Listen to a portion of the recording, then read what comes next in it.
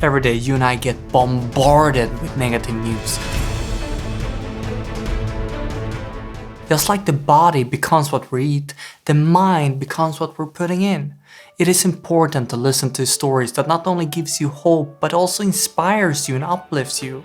In this podcast, we're interviewing experts who will break down the solutions to the world's most pressing problems. And I promise you, if you listen to this podcast, you will not only stay informed, but you will also feel more energy in your life. Welcome to Great.com Talks with.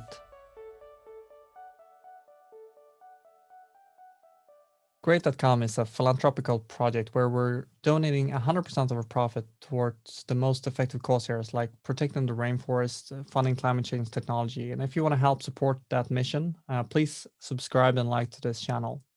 The topic of today is 40% of the food in America goes to waste. Why is it so? And what can be done to change this?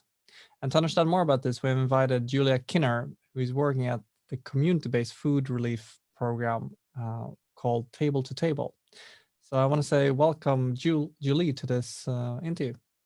Thank you so much for having me, and thank you so much for inviting us to speak about Table to Table today. Julie, am I correct when I say that 40% is going to waste? Yes, if you can believe, that's a huge number, but that is extremely correct. And how come that such a number can still be? It's amazing, isn't it? Yeah, it's amazing. And that comes from a lot of different places, that number.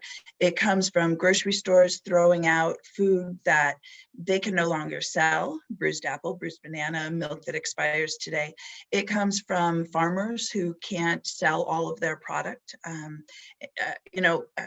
Taking the kids apple picking or peach picking, there's always fruit on the ground that comes from there. And it also comes from households there where, you buy so much groceries and then you might not eat everything, and then a lot of that gets tossed out. So that number seems big, but we get to that percentage pretty quickly when you look all over, to see where the waste is. So we're talking about the different places in the chain of production and chain of delivery where the food would go to waste. And I guess where would Table to Table fit into that? Where are you guys working on what chain? Yeah, so we are, we're local to New Jersey. We're in 4 northern counties, Bergen, Hudson, Essex, and Passaic County. But in the chain, where we are is we are picking up from grocery stores. We are picking up from food providers like large distributors that might distribute to restaurants or grocery stores. And then we're also picking up from meal kit programs. The meal kit has become, swept the nation, and we are very lucky to have some of their main headquarters right here in northern Jersey. So we really are picking up from any place that has food that they can no longer sell, but is still perfectly good to eat. Again, in the 4 northern counties of New Jersey. So I guess that would cover quite a lot of the potential waste. Yeah, absolutely. We pick up from over 150 donors on a weekly basis. And some donors we have on a regular schedule. Our refrigerated trucks go there every day. And some go there once a week. Some go as called. We actually have a new app that we are starting this spring, which we're very excited about, which is going to allow us to pick up from smaller donors like restaurants or catering places that our volunteers can log into the app and go and pick up, and then they follow the GPS in the app and it'll tell them where to deliver it to. So it's we're trying to find ways to get not only the big pallets, the large donations, but also the very small donations, and then get volunteers involved as well.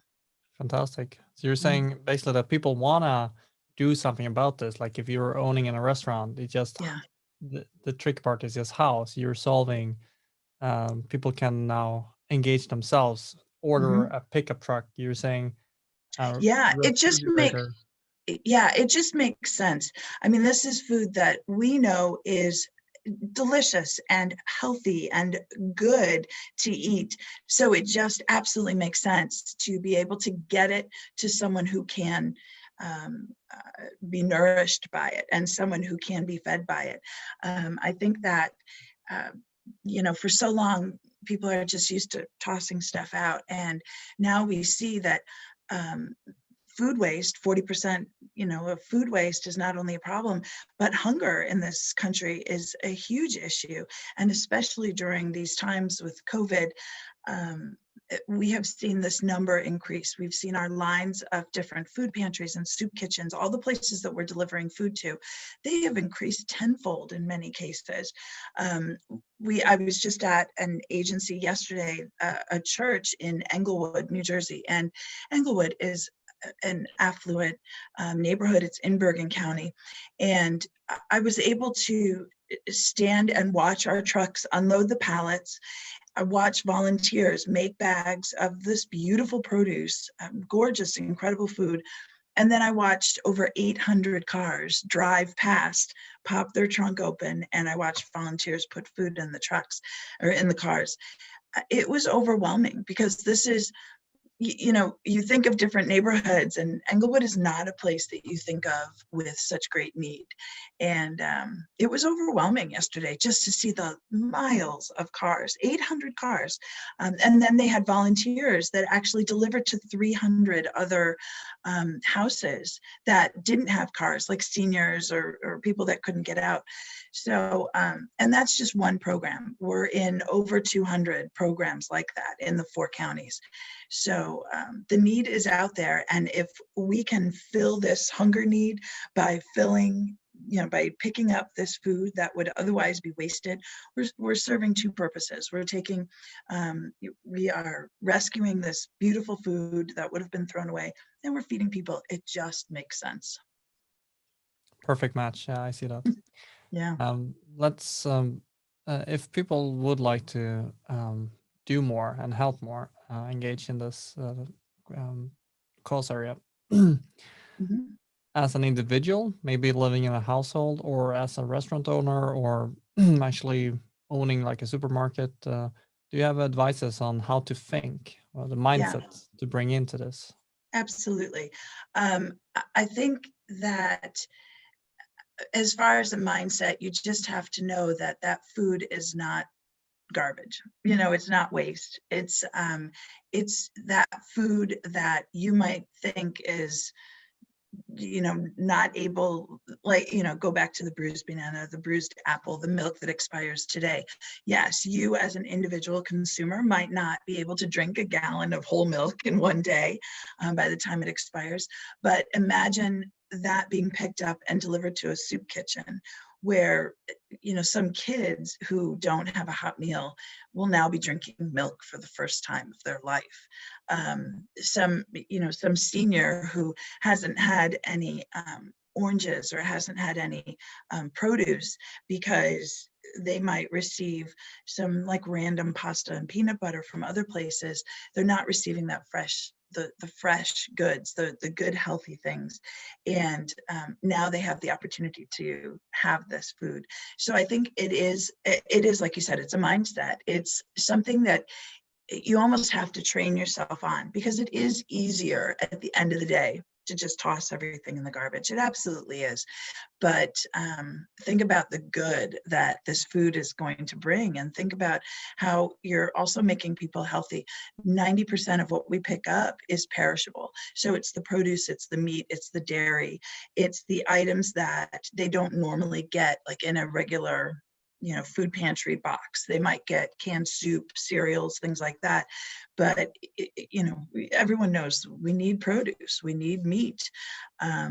It makes for a healthier lifestyle, and it makes for a longer life. So definitely to change the mindset is a huge way that can help. And as far as if you're local into this area, reach out to us with this new app that's coming up. We're going to be able to use a lot of volunteers, which is so exciting to us, because normally we just have trucks out on the road and we don't use a huge amount of volunteers. In this space, we are going to be able to use the volunteers and picking up and delivering, and they're going to be face to face with not only our donors, but our recipients. And that really opens your eyes. Locally, we have so many towns, New Jersey is very compact, and so many towns are just so close to each other, and you don't realize that 10 minutes away, someone might be hungry, or right down the block, someone might be hungry, and there's a soup kitchen or a food pantry that's filling that need. If you're nationally or internationally, look for food pantries, look for food rescues. Food rescue is kind of the key to what's happening right now. Just last night, I was watching the news because of the snowstorm coming, so I wanted to see what was going on. And every single channel focused on the lines of people waiting for food. They focused on hunger. They all were focusing on what's happening right now and how so many more people are hungry. So this is the time to get involved. If you're not local, get involved with your local food pantry, get involved with your local soup kitchen. It will do your heart good. And then, of course, financially, we can always use donations. We do what we do at Table to Table for less than 10 cents a meal. And I don't mean that we charge people for the meals. We pick up and deliver for free. So we're picking up from the grocery stores, we're picking up from the meal kit programs, and we are for free, and then we're delivering to these agencies for free. What the 10 cents per meal means to us is fuel in our trucks, driver salaries, so that we can spread the dollar a lot further than anything else. Christmas is coming up, and I guess that would be one of the places where people might want to engage, volunteer, and a lot of people would need extra support because it's going to be colder. It's going to be quite a lonely holiday for people, so it's a perfect time to engage. Yeah, absolutely. And now is the time that everyone reaches out to me asking if they can volunteer at some of the soup kitchens that I have connections to. And unfortunately, most of the soup kitchens, and in fact, all of the soup kitchens that we work with, are not doing the regular holiday parties like they've always done. Now what they are doing is packaging the food and then handing it to them at the door. So the people who normally come to those programs are still getting food, but and they're still getting some holiday joy. They're still getting some Christmas joy, but it's very different this year. So they are still getting a hot meal, but it's very different this year. So to be able to volunteer and to reach out to touch these people, it's an important time of year to do that. It's important any time of year, but definitely this time of year, it's a rough one. When you look at the website Table to Table, it's tabletotable.org. There's a picture of a food truck, which is a refrigerator. Which is, I think that's quite speaking to what you said about that the deliveries are very cost efficient or free, because you have, if I understood it, you managed to find a way where the whole operation goes from these trucks, right? Where I read something about where you start the day with a full car and you end it with an empty car. Yeah, absolutely. So I've been with Table to Table since the very beginning. We've been around for 21 years. And I remember our first trucks were small. We had a van, and then we went up to a small box truck. And I remember the times when the trucks would fill, so they would start empty, they would go along, to all the donors, they would pick up and they would drop off everything at one or two recipient agencies. We call them soup kitchens and food pantries recipient agencies. And now our trucks are 3 times bigger. Before they might fit 3 or 4 pallets. Now they fit 11 pallets total. And now our trucks are filling up and dropping, and then filling up and then dropping, and in some cases filling up and dropping a third time. So just showing how much. I mean, I remember when we reached our first million meals years and years ago. This year, we've already surpassed 35 million meals just rescued in these 4 counties. That just overwhelms me some days to think about it, more because 20 years ago, I remember the million meals, but 35 million meals, can you imagine? I mean, it's crazy. It's a crazy amount of food that would have been thrown away. It is crazy. Yeah.